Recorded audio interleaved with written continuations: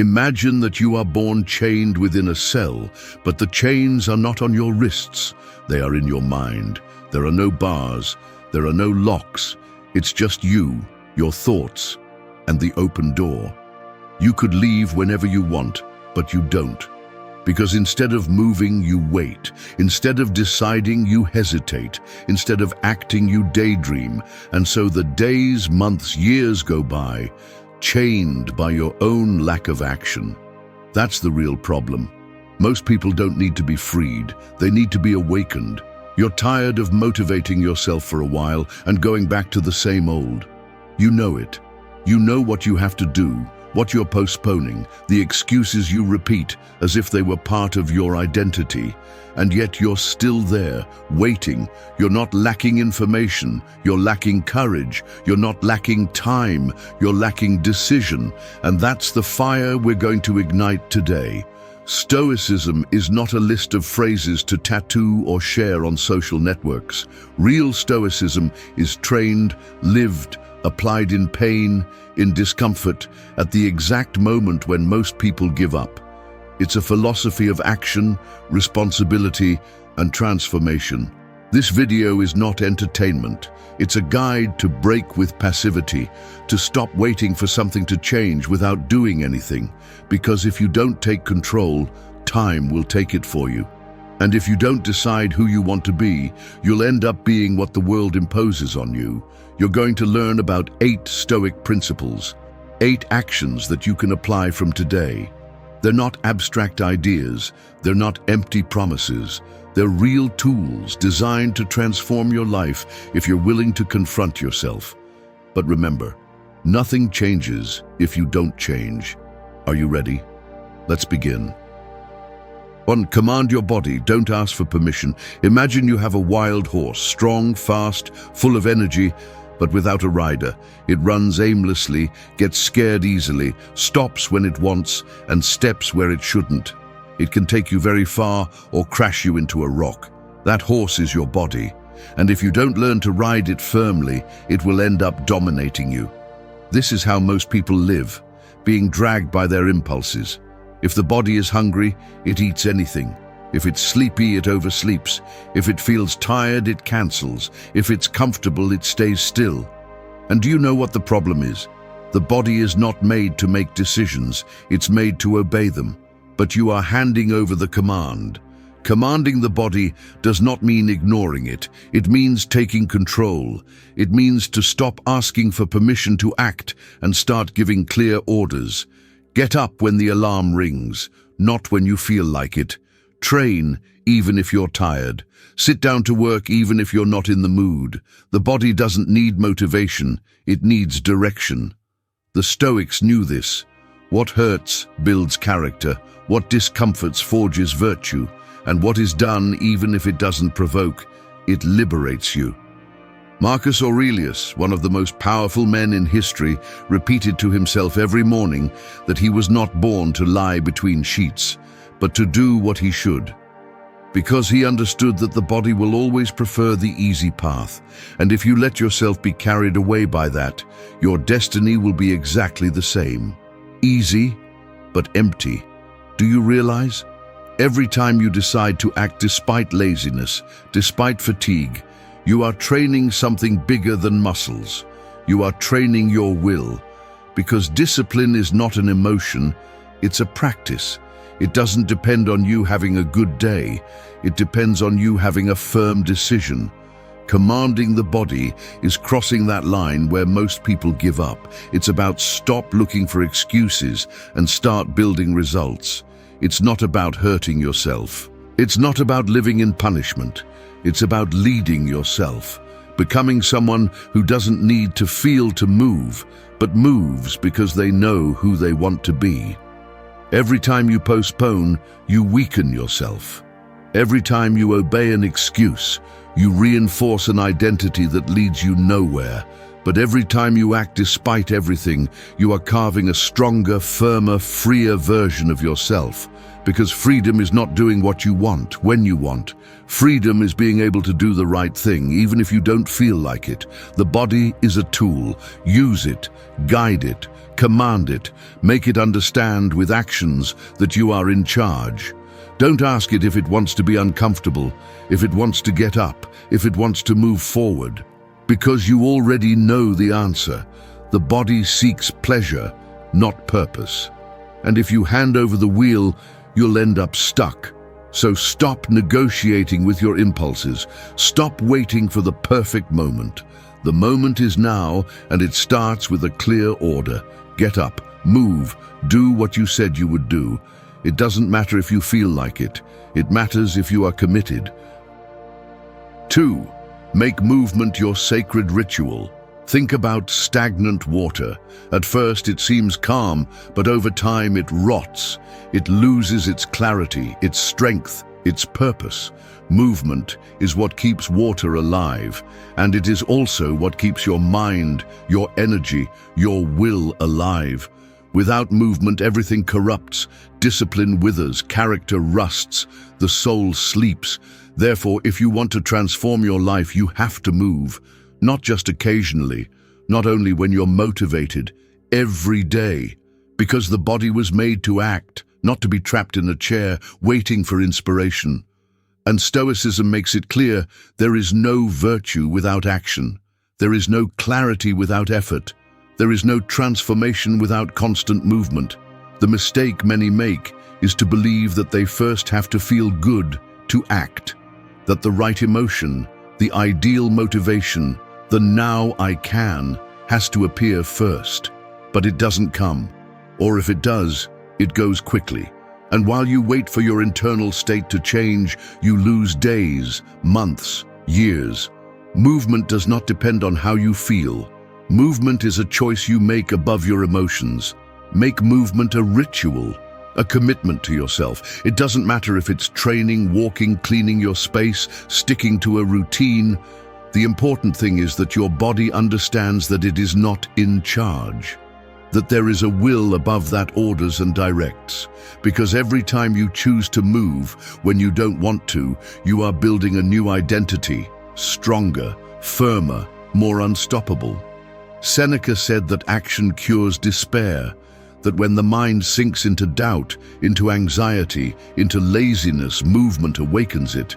And it's true, because the body drags the mind. If you wait to feel ready to move, you will never move. But if you move, even if you're not ready, you become someone ready for anything. Rituals matter. They tell your mind who you are and what you expect from yourself. If you train every morning, however minimal the routine, you are sending a powerful message: I do not stop. If every day you do even one uncomfortable action, you reinforce the idea that your will does not depend on the weather, the mood, or the fatigue. It depends only on your decision. Do it like a warrior sharpening his sword every day, not because he is going to fight today, but because he knows that the battle comes without warning. You too will face difficult days. You will have moments when everything inside you asks you to give up. And if you have not trained movement as a ritual, you will give in. It's not about doing more. It's about always doing, keeping the body awake. Reminding yourself every day that you are alive, not for what you think or desire, but for what you do. Stoicism is not an idea. It is a practice, and it is practiced with the body in motion. Move, even if it hurts, even if you don't feel like it, even if you feel it's useless, because the simple act of moving is already moving you away from the version of you that wants to give up. Make movement your sacred ritual, because where there is movement, there is life. Where there is action, there is power, and where there is physical discipline, there is mental freedom. 3. Silence the silent thief of your focus.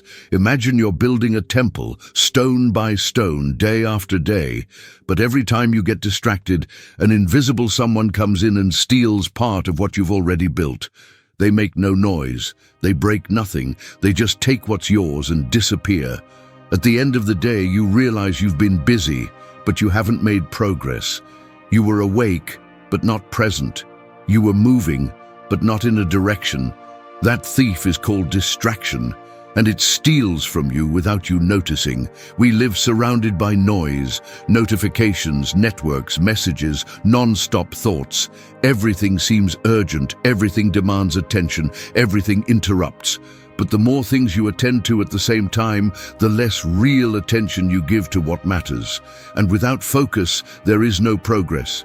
You can have the best plan, the best energy, the best intentions, but if you don't focus your mind, everything dilutes, everything gets lost. The Stoics valued inner clarity as a fundamental virtue. For them, control of attention was the beginning of personal mastery, because they knew that a scattered mind is a weak mind, a mind that cannot distinguish the essential from the superficial, lives at the mercy of the external. And that's how many get lost. Not because they don't have goals, but because they can't keep their gaze in one direction. Silencing the thief of focus is a daily war, because it's not enough to turn off the cell phone or close a tab. You have to make silence inside. You have to sit with yourself without escaping. You have to regain the ability to be completely in one thing, in one moment, without fragmenting. Think of a ray of sunlight. When it scatters, it barely heats. But when it concentrates, it burns. Your mind works the same way.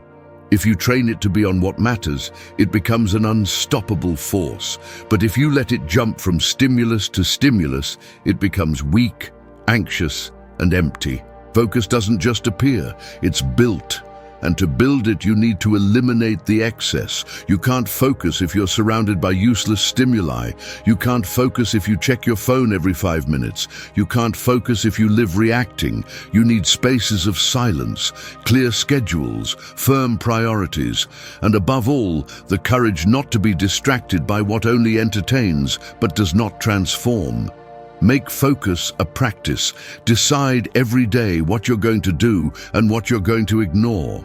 Be brutally selective with your attention. Constantly ask yourself, does this bring me closer or further away from what I want to build?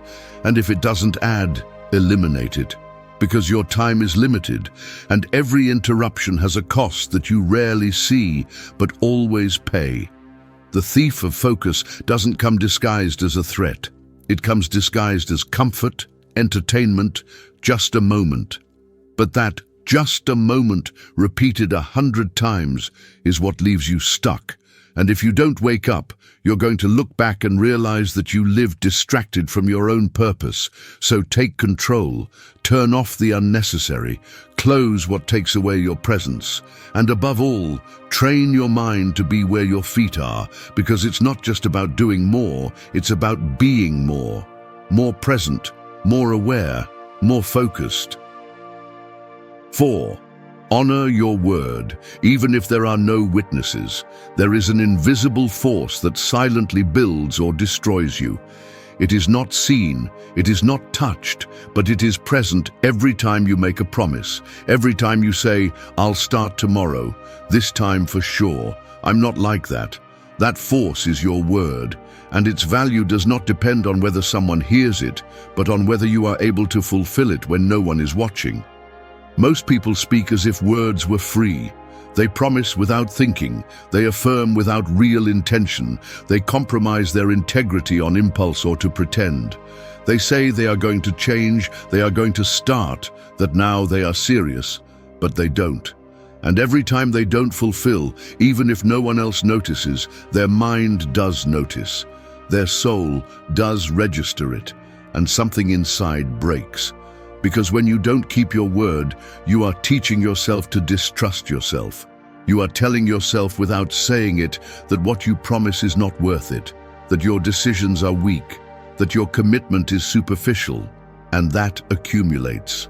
A broken promise today, an excuse tomorrow, a justification later, until you become someone who no longer believes in himself.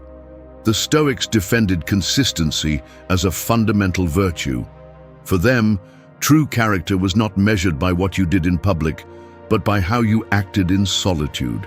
Because it's easy to be disciplined when someone is watching you. It's easy to fulfill when there is external pressure. The difficult thing, and what really shapes you, is to stand firm when there are no witnesses, when no one demands you, when you could fail without immediate consequences. But you choose not to. Keeping your word is not only a show of strength, it is a tool to build internal trust. Every time you do what you said you would do, even if no one is watching, you are reinforcing a powerful idea. I am someone who can be trusted. Even I can trust myself. And that trust, that deep security, is the basis of all real transformation. You don't need to announce your plans. You don't need to prove anything to anyone. You just need to prove something to yourself. That this time you are serious. That this time your word is non-negotiable. Because there is no greater honor than being loyal to what you said, even when it would be easier to fail. Do it out of respect for yourself. Do it because you no longer want to live divided between what you say and what you do. Do it because you understand that words have weight, and whoever speaks in vain lives in vain. If you promise to change, start. If you said you were going to do it, fulfill it. And if you fail, let it not be due to weakness, but for having tried until the end. You don't need witnesses. You don't need applause. You need integrity. And integrity is forged in the darkness when no one sees. But you know. You always know. You know when you are fulfilling and when you are running away. You know when you are being true to your word and when you are making up excuses disguised as reasons. 5. Face the monster you've been dodging. There's a corner in your mind where you hide everything you don't want to see, decisions you didn't make, mistakes you avoid remembering, truths you know, but don't face. In that corner lives a monster. It doesn't scream, it doesn't attack, it doesn't chase after you, it just waits for you to get tired of running. Because every time you dodge it, it grows, and every time you face it, it weakens. That monster can take many forms. Maybe it's an awkward conversation you've been putting off. Maybe it's a dream you abandoned out of fear of failure. Maybe it's a version of you that you're ashamed to look at straight on. Whatever it is, you know it well. It's there, present in your silences, in your anxiety, on those nights where you can't sleep and don't know why. But you do know. You know exactly what you're avoiding. You feel it in your stomach every time you think about it. You carry it on your back when another day goes by without facing it, and it's costing you dearly. It steals your energy, clarity, strength, because what you don't face consumes you. And the price of procrastination is always higher than that of action. Stoicism teaches that courage is not the absence of fear, but the ability to move forward despite it. The Stoics didn't live running from pain, discomfort, conflict. They faced it, not because they were insensitive, but because they knew that avoiding the difficult only feeds weakness. And whoever gets used to avoiding gets used to being less than they can be. Ask yourself, what part of your life are you looking at out of the corner of your eye? What truth are you denying for comfort? What decision are you still putting off because you know it's going to hurt? That's the monster, and it's not going to disappear. It's not going to resolve itself. It's not going to wait forever. At some point you'll have to face it, and the more you put it off, the harder the blow will be. You don't need to feel brave. You just need to be fed up with living halfway, because that's what you do when you dodge the important stuff. You survive, but you don't live. You move, but you don't progress. You keep busy, but you don't grow. And that kills you slowly, silently, without leaving visible marks, but leaving internal wounds that won't heal as long as you keep running. So enough. Face it head on. Talk to who you need to talk to. Make the decision you've been avoiding. Get back on the path you left out of fear. Life isn't going to get any easier, but you can become stronger. And that strength is gained by facing what scares you the most. You don't need a perfect plan, just a first step, and the will to keep walking no matter how much the ground shakes, because what's on the other side of the monster is not just relief, it's freedom, it's self-respect, it's power, and that's not bought, it's conquered. Face the fear, face the truth, face the part of you that you no longer want to carry, because there's no transformation without confrontation, and there's no peace without first going through the war you're avoiding. Face the monster, not because it's easy, but because it's the only thing worthy of someone who no longer wants to keep running from themselves. 6. Draw your destiny with ink and courage. Some walk through life as if they were a canvas in the hands of others. Every step they take, every decision they postpone, allows someone else to draw on them. The family, expectations, fear, routine. They never take the brush. They never firmly assert, "I decide this." They limit themselves to following strokes that others started, believing that destiny is something that simply happens. But it's not. Destiny is not an accident. It's a work, and every action you take is a brushstroke. Every habit, every promise fulfilled, every challenge faced or avoided is one more line in the picture you are building. The difference between those who transform their life and those who just survive is in one decision: to take control of the stroke. The Stoics understood this truth with brutal clarity. For them, there was no time to waste on what cannot be controlled. The only real question was, what will you do with what is in your hands? Marcus Aurelius, an emperor who wrote alone every night, was not seeking applause. He was seeking direction. He knew that each day should bring him closer to virtue, purpose, self-mastery.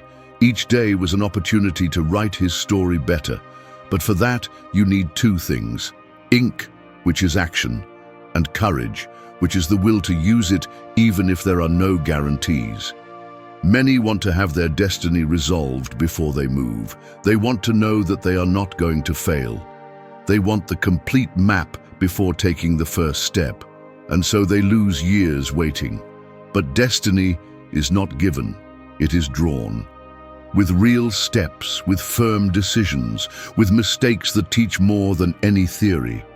Whoever does not act erases themselves. They become a blurry copy of themselves. They camouflage themselves in mediocrity, adapting to whatever comes, instead of choosing what they want to build. And when you get used to not deciding, time decides for you. What you don't draw, habit, pressure, or comfort draws. Drawing your destiny is not writing it all at once.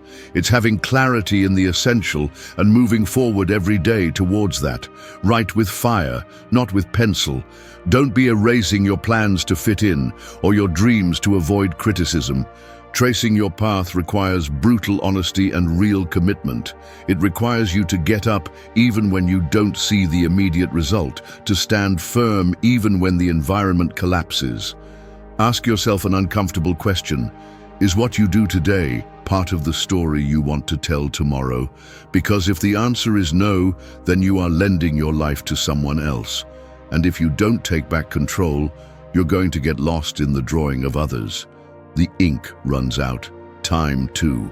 So act now. Do what you said you would do. Live according to the purpose you chose, not because it's easy, but because you know that you didn't come to this world to imitate, but to create. Destiny is a work that is built with courage. And every time you choose to act with intention, you are leaving a mark that no one can erase. So take the brush. Do it with decision. Do it with strength. Do it with the clarity of someone who is no longer willing to live a story written by fear. 7. Seek discomfort as one seeks strength. The warrior is not forged in calm. He is forged in the cold, in weight, in resistance. He does not strengthen by avoiding pain, but by facing it until it becomes part of the process. The same happens with you. If you keep seeking comfort, you will remain weak, because comfort does not train you, it numbs you. It does not prepare you, it accommodates you. And the more you pursue it, the less ability you have to withstand real life. Everything that is worth it costs. Everything that transforms discomforts. Discipline hurts. The truth burns. Growth discomforts because it tears you away from the known and pushes you towards what you have not yet mastered. And that's why many do not advance, because they confuse discomfort with a sign that they should stop. But it's the opposite. That discomfort you feel when you demand, when you break your excuses, when you face what you feared, is the sign that you are on the right path. Stoicism does not romanticize suffering, but it does not avoid it either. It respects it. It accepts it as an inevitable part of life. Epictetus lived it firsthand. He was a slave, lost everything he had, and yet wrote that freedom does not depend on what happens to you, but on how you respond. Discomfort did not destroy him. It defined him. It made him invincible because he no longer needed perfect conditions to act.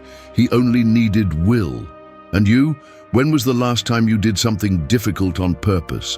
When did you choose the uncomfortable path, not because you had no other option, but because you knew that's where growth was? We live in an era where everything is designed to be easy, fast, accessible. But that constant ease comes with a cost: mental weakness, emotional fragility, inability to sustain sustained effort.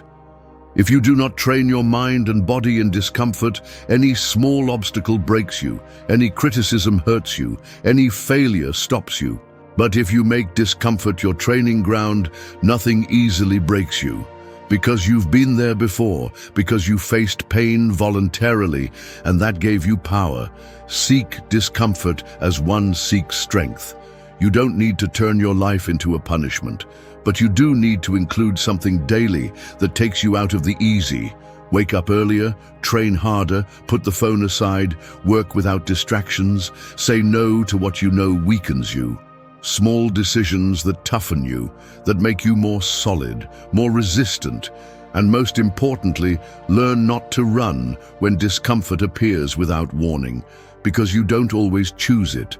Sometimes life imposes it, and if you're used to avoiding it, it's going to crush you. But if you're trained, if you've already lived with discomfort, you're going to stand up. You're going to respond with character, not with complaints. You're going to take control, not look for culprits. Discomfort reveals who you are. It shows your limits, your fears, your real strengths. But it is also the terrain where you can rebuild yourself, where you can turn every failure into learning, every fall into momentum, every difficult day into a lesson.